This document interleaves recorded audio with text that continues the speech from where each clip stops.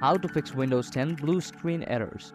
So whenever you run into blue screen errors with a message like this in the Windows screen, then it's really annoying and you lose the sense of directions on how you can fix this. Today, I'll teach you how you can fix this problem with the help of command prompt. So try and restart your PC, and when you reach this screen right here, click on Troubleshoot and go inside command prompt. And inside command prompt, type sfc/scan now. Click on enter and your scanning process will begin. It might take about 5 to 10 minutes in order to scan the entire system. And after your scanning is complete, type for chkdsk space C and colon. And after I've had that message displayed on your command prompt screen, then just exit from the command prompt and type on Windows R, click on msconfig, click on enter, and after that go to startup right here. And if you have any third-party software, then disable all the third-party software from startup. Next, go to services right here and make sure that you disable all of these. Click on disable all and all of these will be disabled, and then click on OK. After you click on OK, Windows will ask if you want to restart the system. Make sure that you want to restart the system and then restart your computer. And after you do that, the blue screen errors for your Windows is likely to be fixed. But after disabling this, if some of the apps are not working, then what you can simply do is enable the apps that you want to work with from right here. So that's it for today. Hopefully you found this video helpful. Thank you very much.